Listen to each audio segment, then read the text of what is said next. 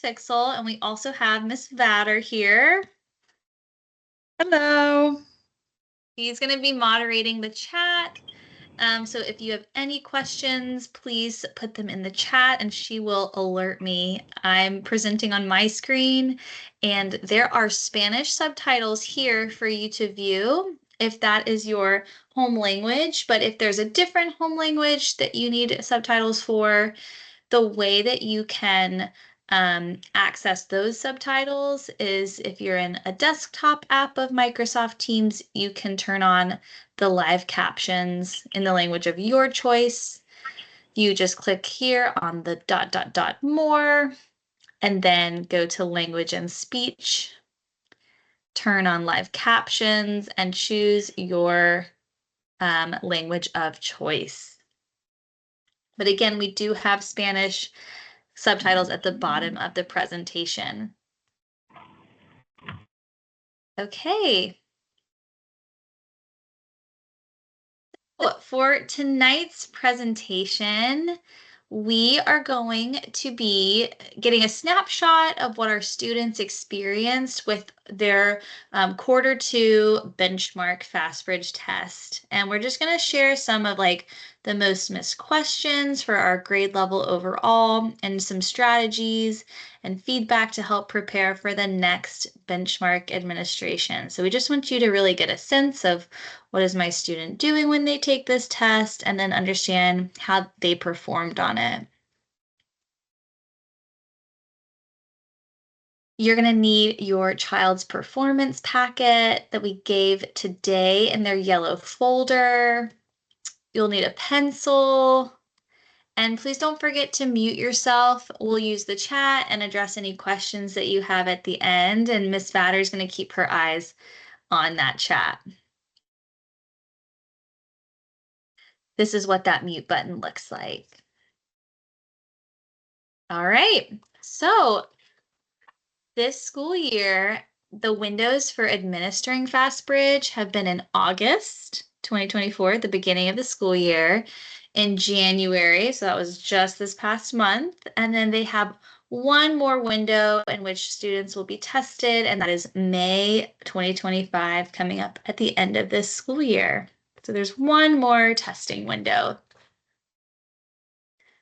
So the purpose of us giving FastBridge is just, it's a big screening process so that we can check every student's performance and kind of take their temperature on where they're at least 3 times a year.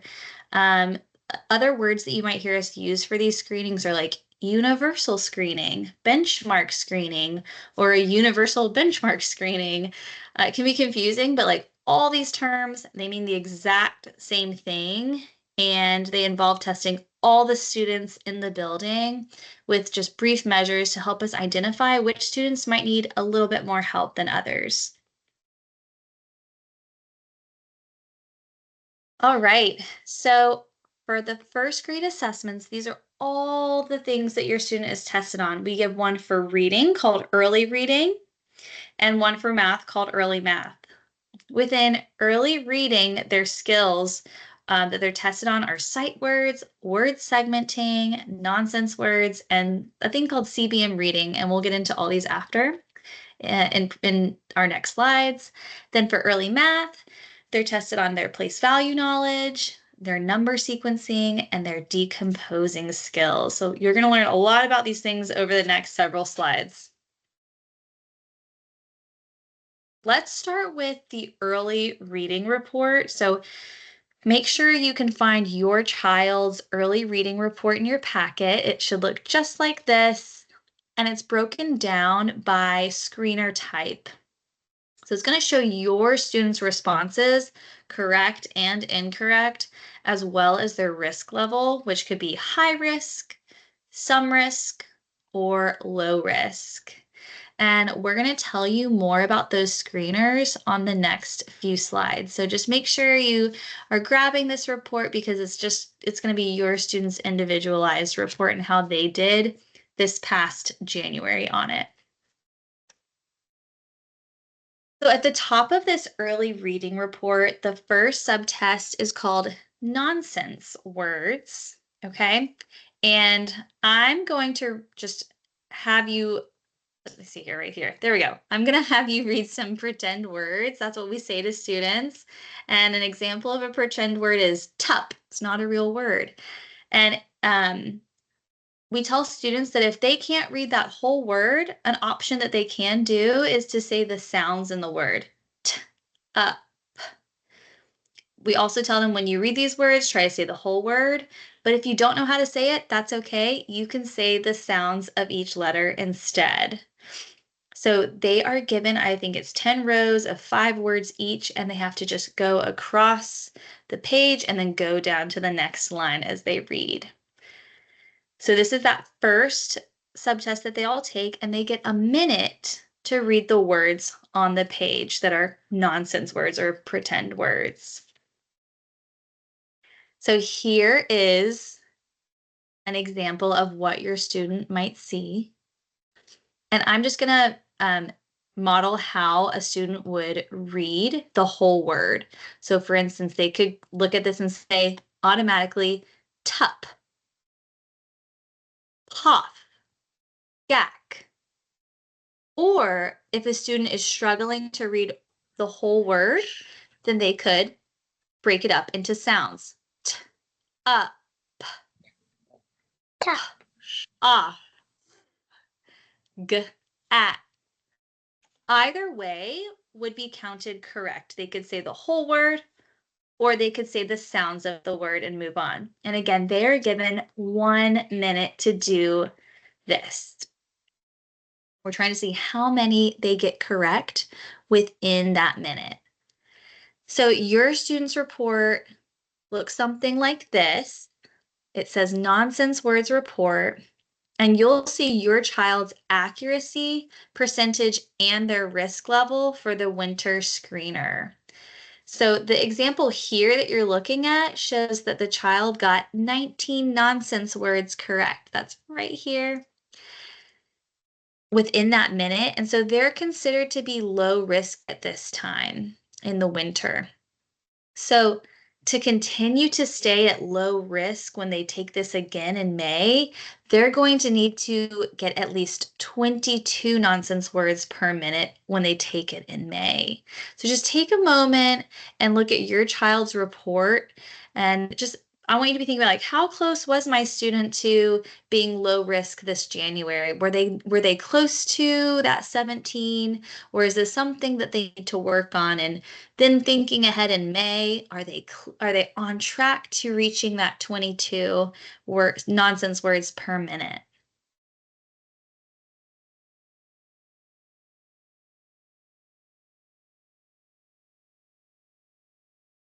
All right.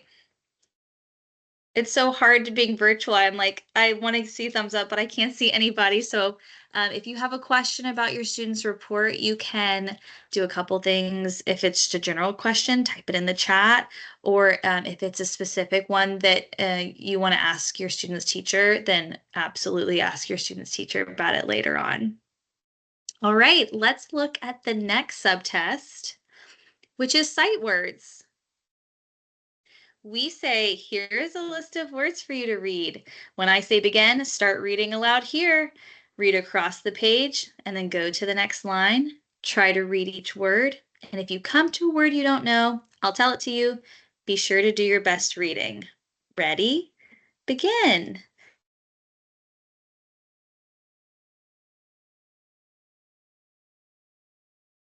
Miss Fixel, your voice Yeah. went out for a minute. Oh no. Okay. What did I say? Where did I get to, I guess? You're just at the end of this slide. Okay, perfect. Okay, so students are given, thank you, 1 minute again for this test, and there are 5 words per line, 10 lines per page, so that's 150 words on the page. Now, we don't expect them to read all of those. This is what your students' report should look something like. On this student's report, we can see that they read 44 sight words in a minute. And up here for the winter, we wanting to see about 49 words to have students score in that low risk category. So this child is very close, just 5 words away. And this is something that as a teacher, we would look at and we'd be like, oh my goodness, this is a focus area for the student to work on. When they take this in the spring, first graders, we want them to be near that 65 goal mark to be in the low risk category. So just take a moment, look at your child's report now.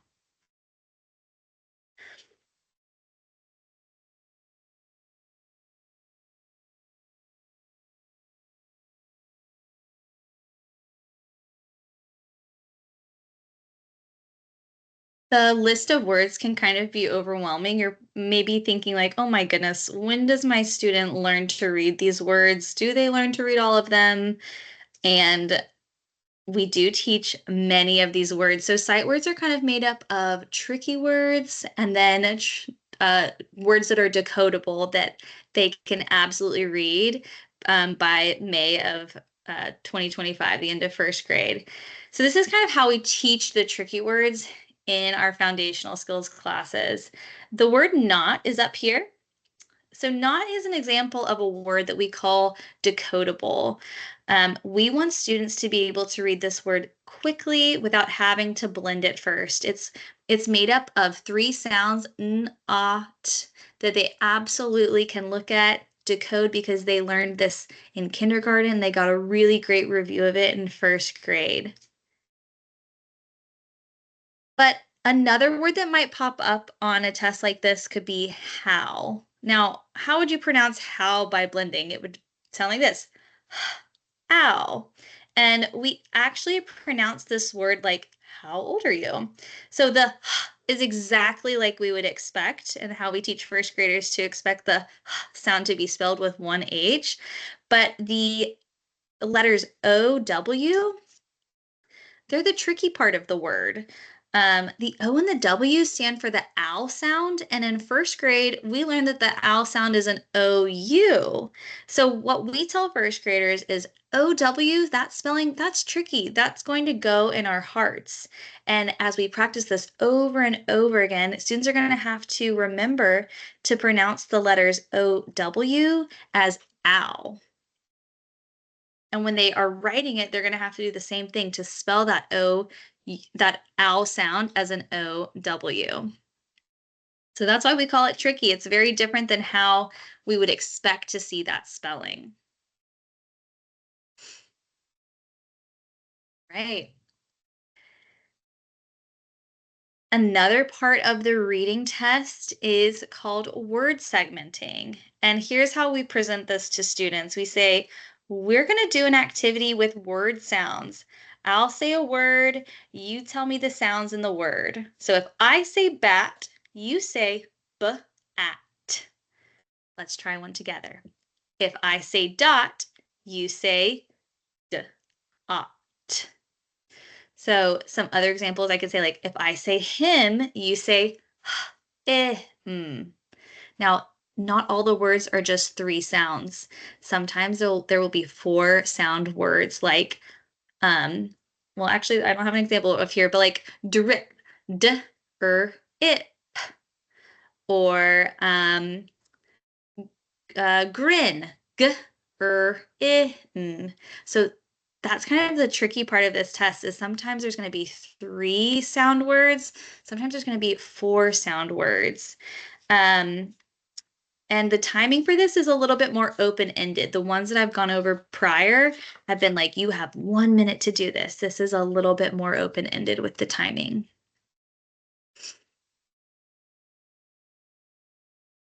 All right.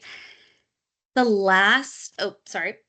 This is not the last part. This is what your students' word segmenting report looks like. Okay. And when you're looking at this, the benchmark to be considered low risk in January was to get about 31 items correct out of the 34. And in spring, it bumps up a little bit to 32. So here's where you can see how your student performed on 3 sound words over here and how your student performed on 4 sound words. If so the average over here should be about 3, and the average over here should be 4.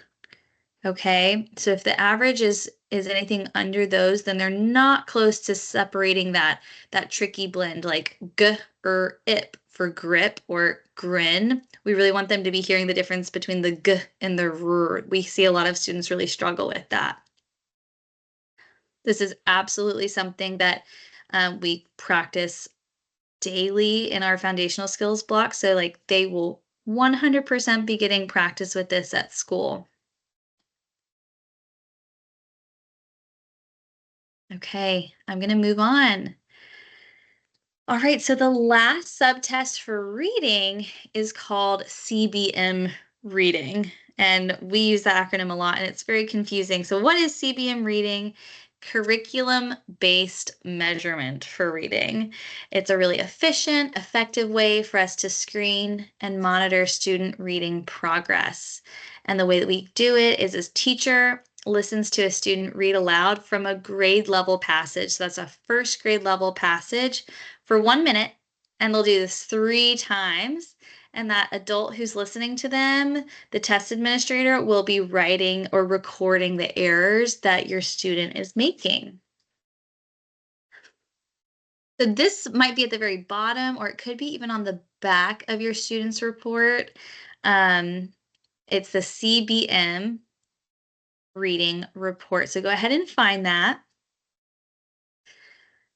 On this report, you're going to see their accuracy rate, and I'm hovering over it with my mouse, as well as words read correct per minute.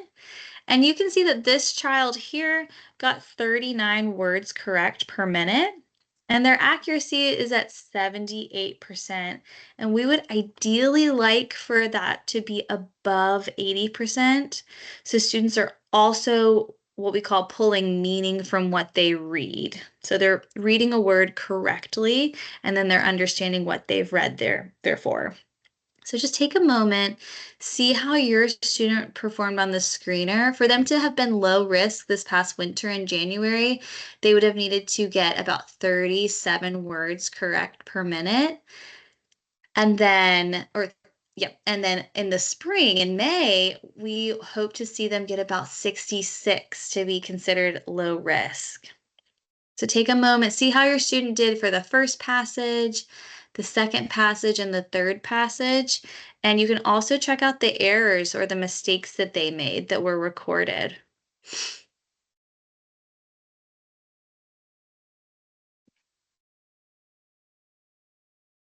All right. Again, if you have any questions, just put them in the chat and Miss Vatter will let me know. Miss Vatter, do we have any questions so far? No, we do not. Okay, great. Well, we will keep on going. All right, I'm just going to take a quick sip of water here.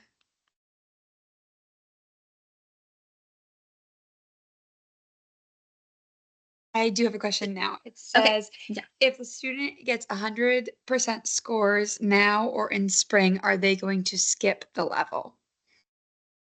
They're going to skip the level. I'm not sure if I understand the question. I do know that if they're getting 100% for accuracy, that is wonderful. That means that they're reading every word correctly.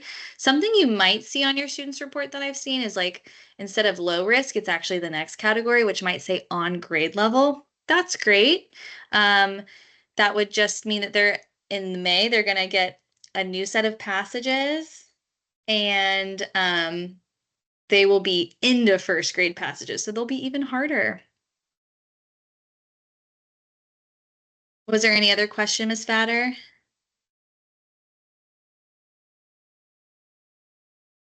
Oh, I think he's talking about like if he's on grade level for reading, then it's just going to stay. It's not going, yeah, you said it's going to just get a little bit harder. And Yeah. so, but it means he's on with what is normal for a first grader. Well, Yeah. If if you're seeing low risk or on grade level right now, that's great. And as a teacher, what we're thinking when we see that is, okay, we're going to continue pushing this student to make sure that they continue to make that type of progress through the end of the year, because we wouldn't want to see a drop off.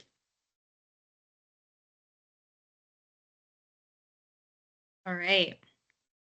Hopefully I answered that. Okay. All right. So we're going to switch over to math. Okay. So you can find your child's early reading, or sorry, early math report in your packet. I'm not sure if it's color coded. I know last year we made them different colors. Sometimes they were purple. All right. So there's like a little bit of a color coding that's going to help you read this report. So over on the side here, here's like a little key. So if you see a white box with a check, that means your student got it correct. Like right up here, that's something that your student said correctly. If you see a gray box, that means that they ran out of time for those. And if you see a box with a red outline and an X, that means your child tried to attempt this problem, but they got it incorrect. Just a little key of how to read this. It can get a little confusing. All right, let's talk about the first subtest that we test your students on. It's called decomposing, and this is a word that have been practicing for the past couple months since we taught it. We love like acting it out in class with our hands. So decomposing is when you break apart a number. So you take a number, you break it into its parts, and there's so many ways to do this with visuals and numbers themselves. So a student is shown the number at the top of the page when they're given this test. So this example is the number 4, and the student is asked how many to make. In this case, it's 4. And so they see what's right below. Right here, they see 2. And for them, they are decomposing that 4 into one of the parts, which they already know is 2. And then they're doing the mental math to know that they also need another part of 2 to compose that 4. So they're decomposing the 4 into a 2 that they know of already that's given to them, and then another 2. And this is repeated with several numbers for 1 minute. So it's really quick. Your student might see, or they definitely will see, like the same number 4, and how many do I need to make 4? Well, they should see 3 dots super quick and know that when you decompose 4 and you already have 3, then you just need 1 more to make 4. So decomposing again is just taking a whole number and breaking it into its parts. One of the parts is given, and they're doing that quick mental math to figure out the other part. Your students' report looks like I just showed you with it's that key, right, with the check marks or the red X's. The goals that we have, when they took it in January, we were hoping to see about 8 items correct. And in the spring, when they take it in May, it's going to bump up, and we're hoping to see 9. So let's look at this example report right here. This decomposing report shows that this child scored 5 correct items per minute. And remember, that winter goal was 8. So this child is pretty close, but for their goal to be considered low risk, they'd have to be at 8. And again, in May, when they take it again, it's going to have to be at 9 or more in 1 minute. So just take a look right now at your child's report, and I want you to see, where did they fall within 1 minute? How many items did they get correct?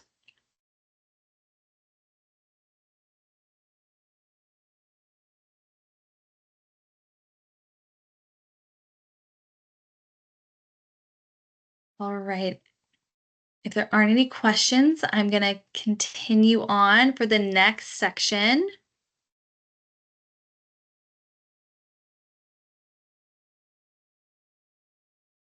Okay. So the next section that your student takes a test on is called number sequencing. And students are not given anything to look at for this assessment. They're just asked a series of prompts, and I'm just going to give you some examples of some of the prompts that your student might hear. For instance, the person might say, I will begin counting. When I stop, you continue. And maybe they'll say, I want you to continue counting forward, or I want you to continue counting backward. They might say, what number comes after 42? What is 2 more than 21? What is 10 more than 30? What number comes before 52? What is 2 less than 47? What is 10 less than 13? What number is between 17 and 19? So I was just giving some examples. I don't administer this test, so I don't know specific numbers that were given, but those are the types of prompts that your student would hear. So there are a lot of prepositional words, words that show location, before, after, more, less, between, and those can be kind of hard. And so we're really trying to use those regularly throughout the day. And if you can support us at home by also using those words before, after, more, less, between, forward, backwards, that is extremely helpful in supporting your student in hearing these prompts and knowing exactly what to do very quickly. So the goal for this past winter was to have 8 items correct in the time allotted for them to be considered low risk. Now you'll see up here in spring, we're not actually testing this subtest again. And that's because number sequencing is given all throughout kindergarten in the fall, winter, spring, and then just in the first 2 screeners in the fall and the winter for first grade. So really take a moment to see, like, is your student performing at some risk, high risk, low risk? And even though we're not testing it again, it's still a great thing to practice at home. We're going to continue practicing at school because that flexibility with counting is going to be something that's so critical for their success the older that they get. And your student was given some resources with the packet that they got today, like a 120s chart. A great activity to do at home is just to like point to any number and ask those prompts, what's 2 more than this number? What number comes after this number? What number comes before this number? Or you could even do it orally without them looking at it, and that's an incredible way to support them as well.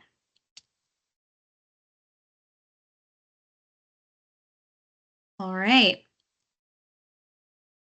So another part of this test is the place value test. This is a 2-minute test. It's a little different. And students are given a reminder of the value of each base 10 manipulative. And they've learned these recently. This has been the unit that we've actually been focusing on in our math classes this past month in January. So they actually took this test in January before we had really taught anything about place value. So it's actually a really good way for you to see, what did my student know before they were formally taught this? But they are reminded that this is a 1, this is a 10, and this represents 100. They're given directions on how to respond to each of the item types. One of those item types looks like this, where it says, what number is this? And they see 10s and 1s, and they have to count it up quickly and write the number that the amount that they see. And then another type of question that they might get is to circle a certain amount. And they have to very quickly circle only that amount, only the correct 10s and 1s. And again, we're really working hard on this heavily in the 3rd quarter. So all of us in first grade math, we're just so excited to see your students' growth on this particular subtest, since it's been such a focal point for the past few weeks. And we're about to actually take a test on it pretty soon in math class in a couple of weeks. So for goals, when you're looking at your student's report, to be considered low risk, we wanted to see 3 items correct in the winter, and we're going to want to see about 4 or more, hopefully, in the spring in May when they take this. Let's look at this child's report. So we can see that this child, they got 2 items correct in 2 minutes. Remember that winter cutoff was 3. So very close, right? But when we're thinking about spring and May, we are wanting to see at least 4 items correct. So this is going to be a great place for this child to practice specifically. And you can see where your student falls by looking at this report. Remember that green check mark is what they got correct. An X or with a box around it would mean they tried it, but they got it incorrect. And anything in gray is something that they did not have time to attempt.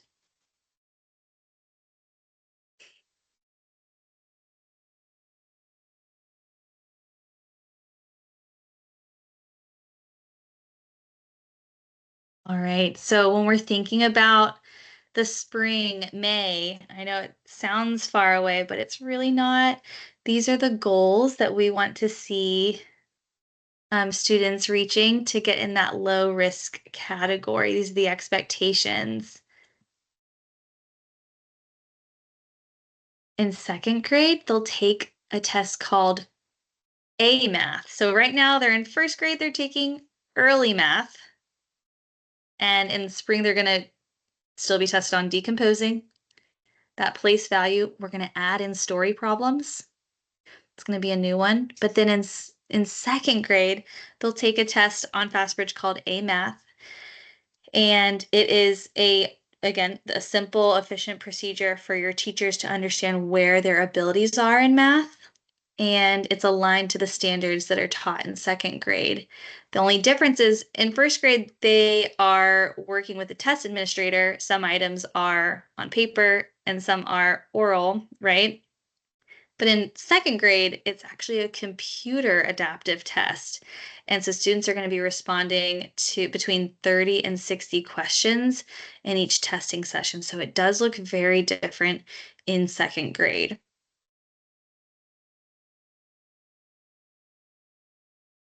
All right.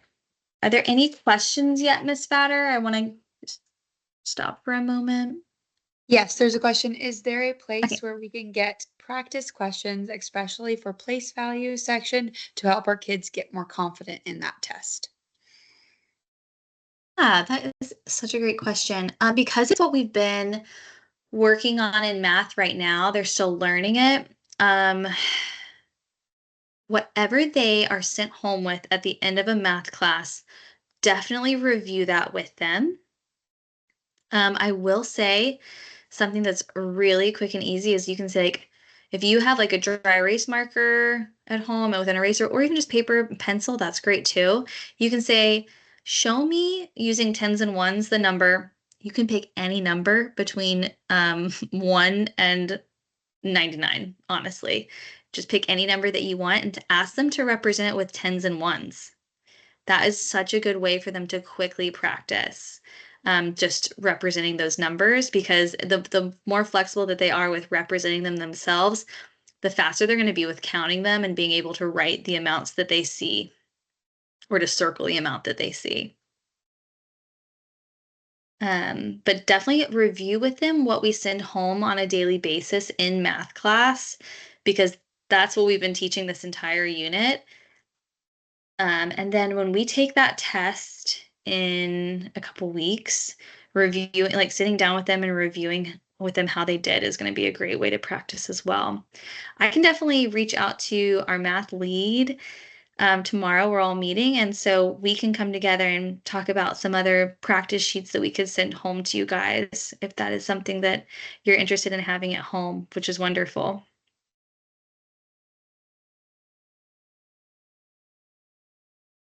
I hope I answered that okay. Um, Oh, I think, yeah, yeah. Huff put also in a cool math. She put in a link that you can also go on online too. You guys can click on that after this meeting as well. That's great. Thank you, Ms. Huff. All right. So other ways you can help your child at home, read 20 minutes every day. So much amazing research is out there that shows the benefits of doing this. And you can join a local library, check out books to read at home. There's also some websites like storylineonline.net where they can listen to stories, but also you can put the subtitles on and they can read along. Um, Sit with them and provide basic addition and subtraction facts. Your student came home today with a packet of quick facts like 2 plus 3, 7 plus 5 within 20 that or even subtraction ones too that just they should be getting really, really quick. So building that mental math fluency. Definitely go over any homework or even if it's not homework, just the stuff that they've completed in class. Open up their yellow folder, take it out with them, have them explain what they did. And then practicing on iReady, all of our students have accounts to what we call ClassLink. They know how to log in, and these tools are available at home. So iReady has great activities for all of the different subtests that your student will take in FastBridge.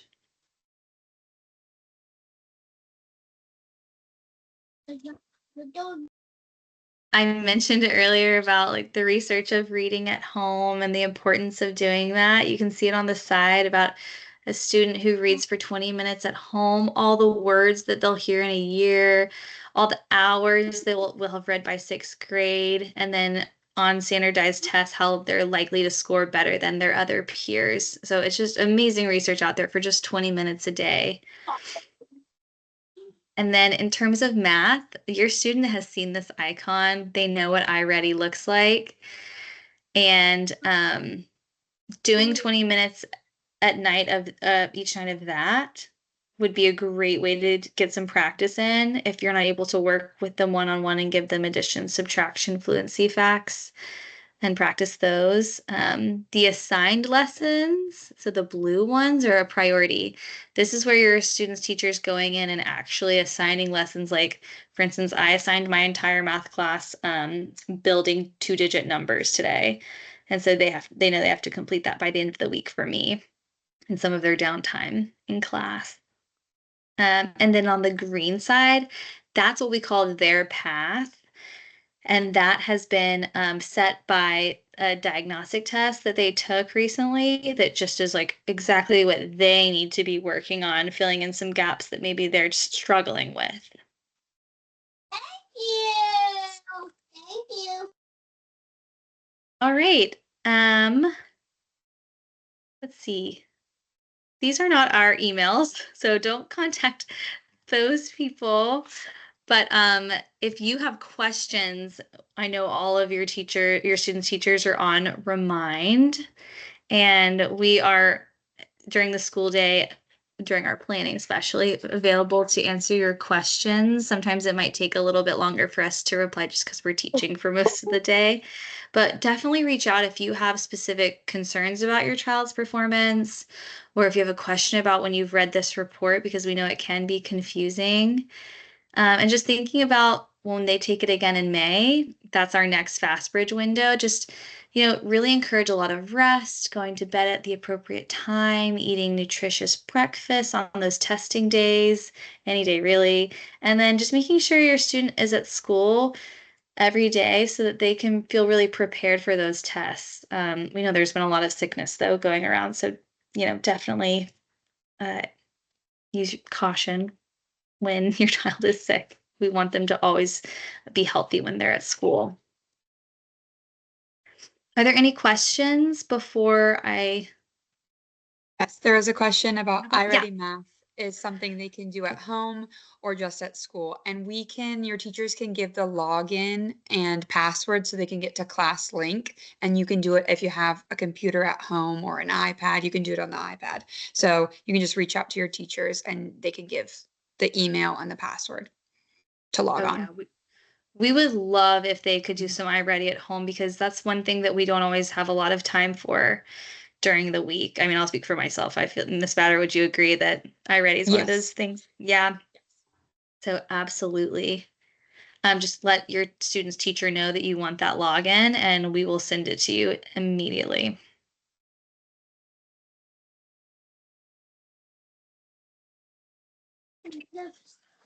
There was a little QR code so that we can hear some feedback.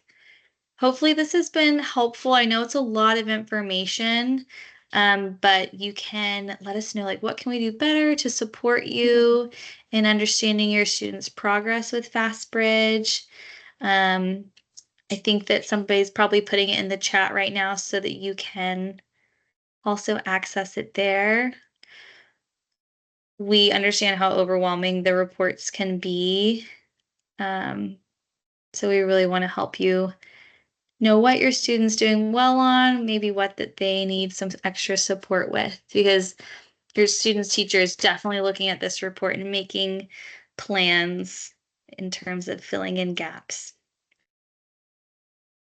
And also, I just know that the admin team, the coaches who put these nights together really value your feedback and helps them make plans for the next time that they give them, that they schedule them for you. So they definitely want to hear what would be helpful for you guys to hear.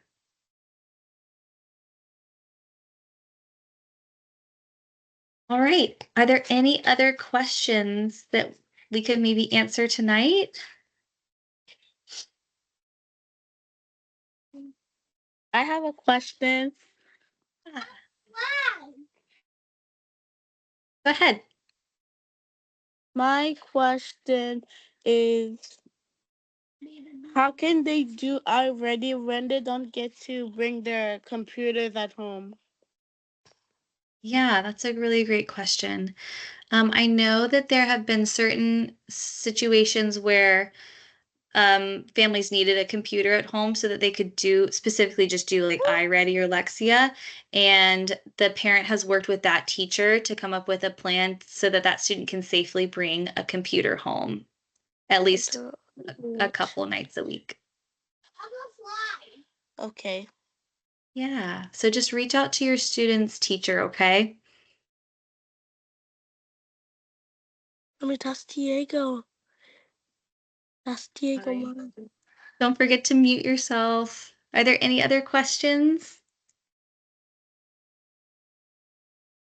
There's no other questions in the chat. All right. Well, thank you all so much for being here. We're recording this, so if you want to watch it later, that's amazing.